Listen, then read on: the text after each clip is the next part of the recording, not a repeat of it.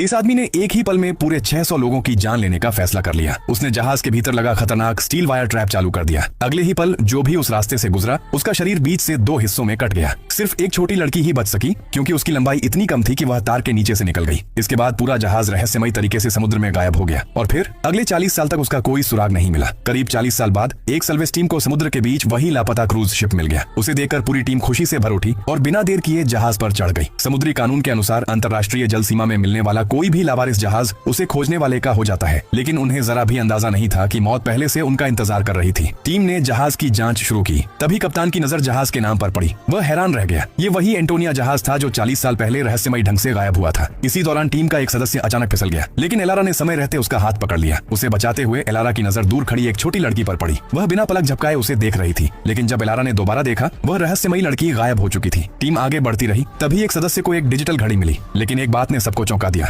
जब यह जहाज 1962 में गायब हुआ था तब डिजिटल घड़ियां बनी ही नहीं थी। इसका मतलब साफ था, हाल ही में कोई इस जहाज पर आया था। लेकिन वे लोग कहां गए और जहाज के 600 यात्री आखिर गायब कैसे हुए? इन सवालों का जवाब किसी के पास नहीं था। जांच जारी रही। जब उन्होंने दूसरे डेक पर बने लॉन्ड्री रूम का दरवाजा खोला तो कई लाशें बाहर आ गिरी। जांच में पता चला कि उनकी मौत 3 हफ्तों से भी कम समय पहले हुई थी। यह देखकर पूरी टीम सन्न रह गई। उसी समय एलारा की नजर स्विमिंग पूल की दीवार पर बने गोलियों के निशानों पर गई। जैसे ही वह आगे बढ़ी उन छेदों से अचानक खून बहने लगा और देखते ही देखते पूरा पूल खून से भर गया। अब यह साफ था कि इस जहाज पर कुछ बेहद खतरनाक मौजूद है। सबने फैसला किया कि जितनी जल्दी हो सके यहाँ से निकल जाना चाहिए। लेकिन तभी टीम के एक सदस्य को एक कमरा मिला जो सोने की पेटियों से भरा हुआ था। पूरा स्टोरेज रूम करोड़ों डॉलर के सोने से भरा पड़ा था, जिसकी कीमत लगभग 300 मिलियन डॉलर थी। सोना देखते ही सबकी आंखों में लालच आ गया। अगर वे यह खजाना साथ ले जाते तो जिंदगी भर के लिए अमीर बन सकते थे। उन्होंने सोना अपने जहाज में ले जाने का फैसला किया, लेकिन जैसे ही ट्रांसफर शुरू होने वाला था जहाज का गैस वाल्व अपने आप खुल गया। उसी समय वह रहस्यमयी छोटी लड़की फिर दिखाई दी। वह घबराकर सबको इशारा करने लगी, मानो कह रही हो सोने को मत छू, यहाँ से निकल जाओ।